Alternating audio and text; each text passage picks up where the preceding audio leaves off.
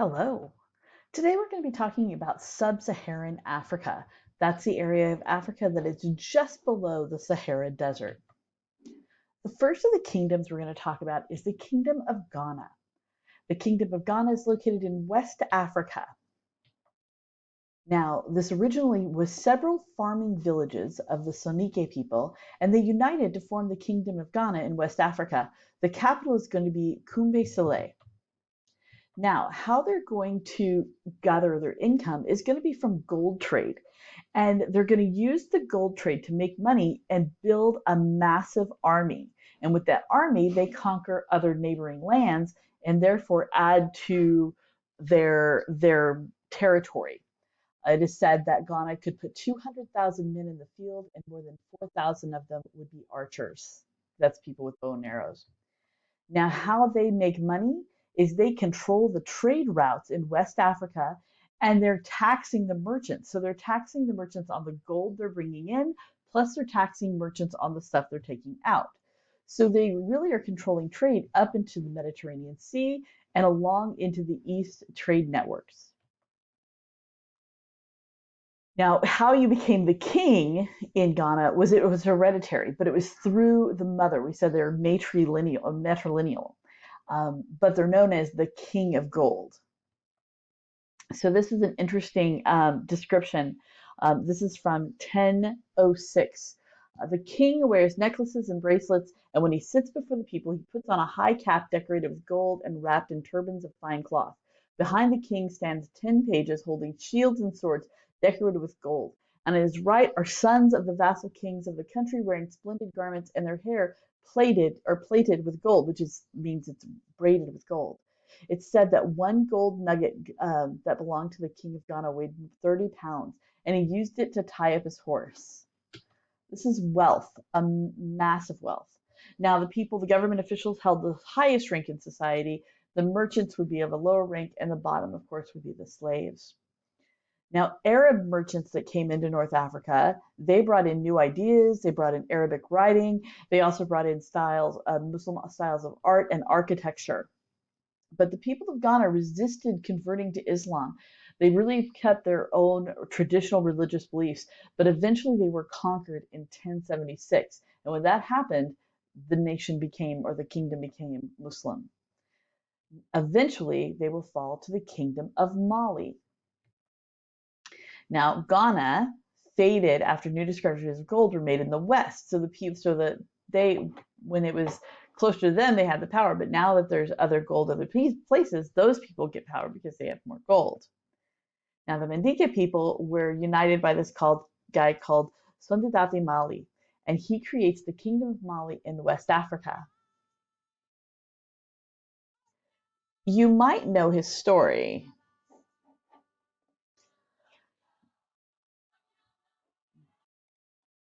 So, by uniting the forces of 12 states, Sundiata becomes the emperor known as the Lion King of Mali, who controls the tribes from the Niger River to the west all the way to the Atlantic Ocean. Walt Disney reprises the story in 1994 with an animated film known as The Lion King. So instead of humans, animals to represent this legend. Sundiata and later Mansas, that's what they call the rulers of Mali, Mansas. They divide the kingdom into clans with very distinct responsibility. So one group was in charge of military stuff, one group was in charge of taxes, the other group was in charge of agriculture. Now, Mansa Musa is going to be considered the most powerful ruler in all of Mali's history. And his kingdom conquered much of West Africa. And we know a ton about Mansa Musa because of his Hajj. He converted to Islam, and when he did that, now some will say he only did it to improve trade relations, but it seems as though he had a genuine religious conversion experience. This is actually a mosque in Djenné, so you can see there's parts of it that are very mosquish. You have, the towers on the side, but at the same time, it holds on. It represents their African culture and their African roots. When Mansa Musa made his Hajj to Mecca, this showed, one, he truly was a devout Muslim, but it also showed how wealthy Mali was.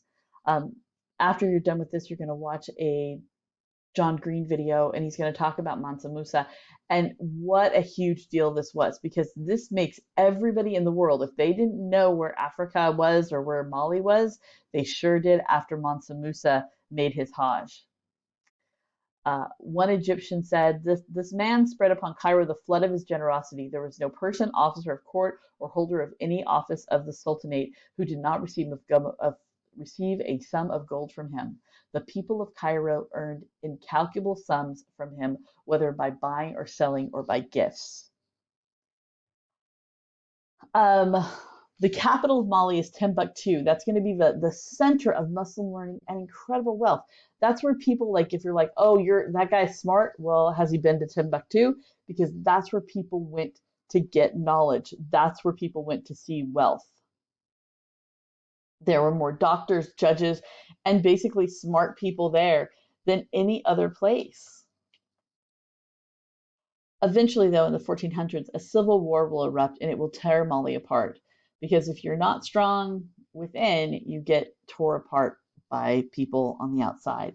And that's going to lead to the Songhai Empire, or the Songhay. So the Songhay, they actually, in the 100s or 1000s, they convert to Islam. And their capital city is going to be Goa in West Africa. King Soni Ali, he's going to conquer Mali and also the cities of Djenné and Timbuktu. So you can see by the map, Songhai becomes the largest kingdom in the history of Africa, and they use their army to control trade, just like they did in the other before. That's what the Ghana's was doing. That's what Mali was doing. They used their army to control trade routes because that's where you tax people to create wealth. Now, Soni Ali is a little bit different because he demands total obedience. Everybody has to listen to him. He's the king, he's the important guy, you got to do what he says. But he sort of starts mixing things around. He mixes the Islamic with the native polytheistic cultures, and it's sort of an interesting blend.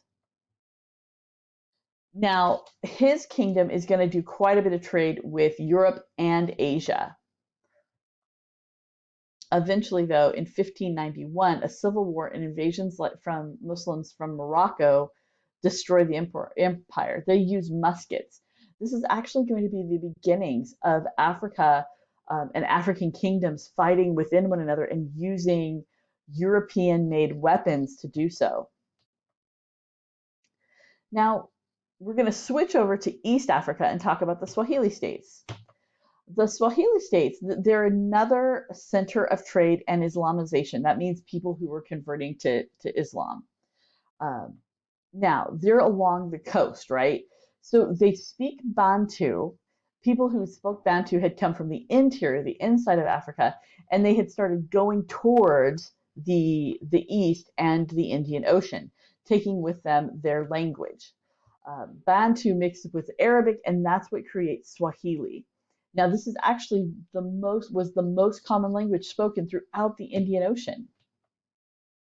And they carried, on the Indian Ocean trade, they were carrying tons of African products: iron, timber, ivory, animal hides, shells, and of course, gold. There was lots and lots of gold. Not from Wakanda, though, because they didn't trade anything. Huh? Did everybody get my joke there? No? Okay. All right. So in the 1300s to 1500s, cities like Mogadishu, Mombasa, Malindi, Kilwa, and Zanzibar all are going to become major cities of trade. And also, most of the Africans along this will convert to Islam. And the Bantu people and the Arabs intermarried, and that they really created a whole new group of people. So even though the cities are run by Muslims, everybody in it's very diverse, and there's tons of different kind of products and things happening. Now let's talk about the Great Zimbabwe. The Great Zimbabwe, of course, is in the southern part of Africa. It's along the Zambezi River and the inland from the coastal Eastern African city. So it's like not on the coast, it's a little bit inland. Now, they have mines. mines of gold, tons and tons of gold. So they take their gold and they take it to the Swahili coast, and then it gets shipped to the Indian Ocean. But all of that gold and that wealth allowed the Great Zimbabwe to become very powerful. And what they did is they built a massive stone complex within their city walls, and they did that for security and protection. They, unlike most of the Southern Africans, did not convert to Islam.